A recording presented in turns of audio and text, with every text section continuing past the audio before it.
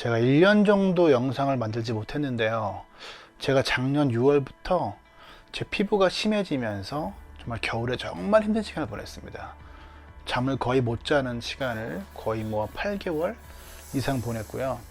그러면서 제가 그동안에 제가 제 몸에 했던 관리 방법들이 다 무너지게 됐습니다. 그리고 나는 어떻게 해야 될 것인가, 나는 이 상황을 어떻게 극복할 것인가에 대한 고민을 하면서 또 많은 공부를 하기 시작했습니다. 아토피나 또는 비염, 천식 등의 어떤 알러지, 발작 질환에서 가장 핵심인 오늘은 히스타민에 대해서 이야기해 보려고 합니다. 히스타민이 어디에 존재하는지, 그리고 언제 작용하는지 설명을 드려볼게요. 외부로부터 공격받기 쉬운 곳에 위치하고 있습니다. 그러니까 피부층 밑에, 그리고 코, 입 안 점막 밑에, 폐 점막 밑에, 그 다음에 우리가 음식을 먹으면 이것도 역시 외부의 공격 요소가 되죠. 그래서 위장, 그 다음에 장 점막 안쪽에, 또는 요도, 또 항문도 되겠죠. 히스타민은 어떻게 분비되냐면 세포 안에 들어와 있다가 외부로부터 공격을 받아서 내 몸에 침입이 됐다, 또는 알러지의 어떤 항원들이 붙었다, 이것들을 해결하자 라고 신호를 받고 나서 출동하는 겁니다. 우리가 모기에 물릴 때 가려우면 모기에 물렸기 때문에 가렵잖아요. 자, 그러면 히스타민이 분비가 되죠. 분비가 되면 여기 모기가 물렸구나 라고 해서 혈관이 싹 열리면서 혈장액이라든가 쫙 올라와요.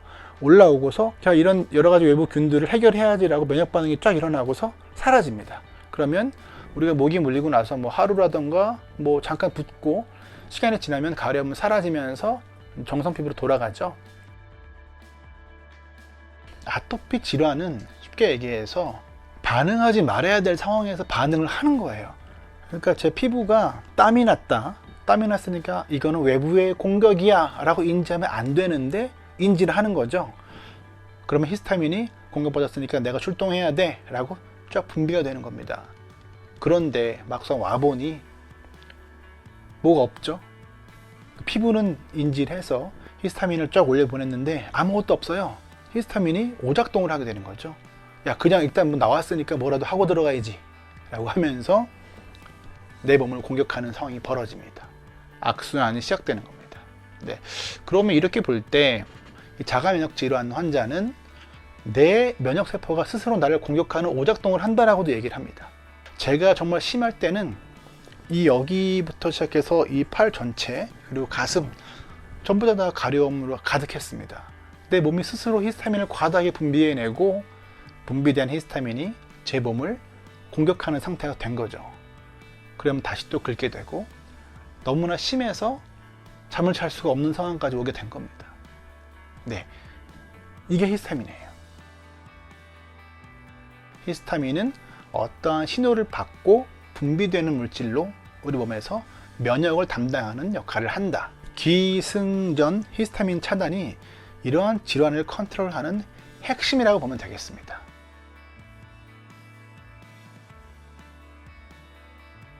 첫 번째는 항히스타민제.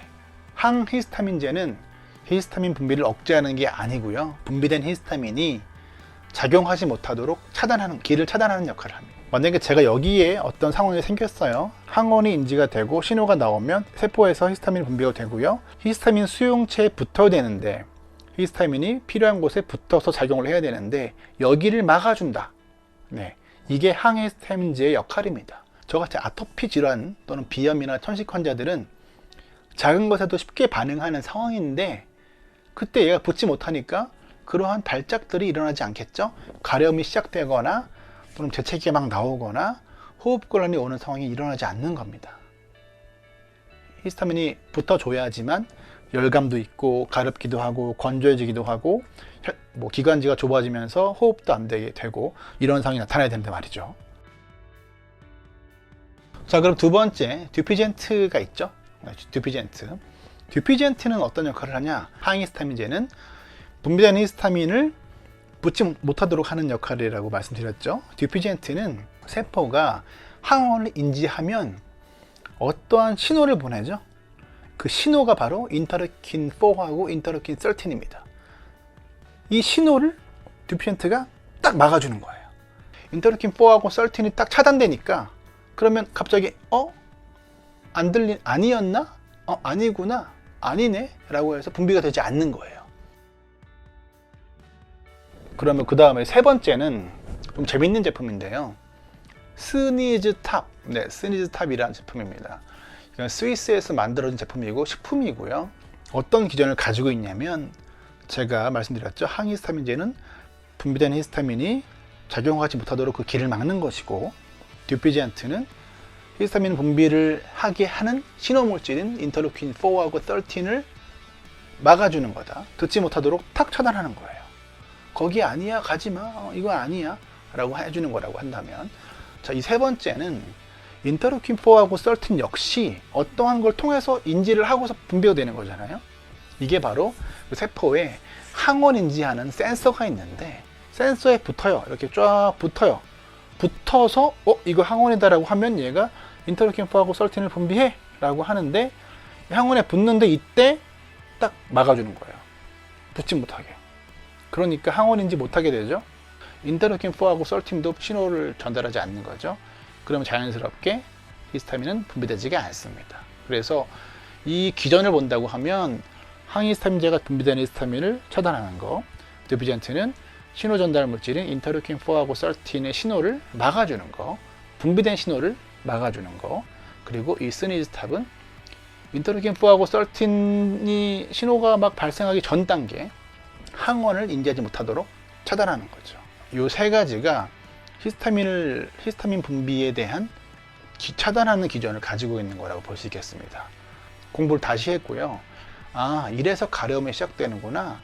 결국은 기승전 히스타민이구나. 저 같은 아토피 질환은 히스타민이 비정상적으로 분비되고 있구나라고 저는 인지를 한 거죠.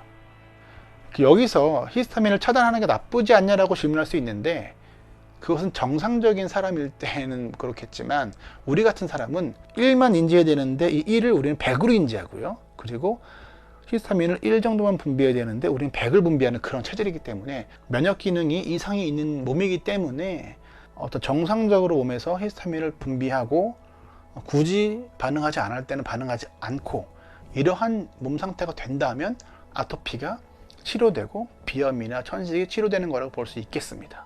그렇죠? 제가 이번에 말씀드리는 히스타민에 대한 정보가 도움이 되었으면 좋겠습니다.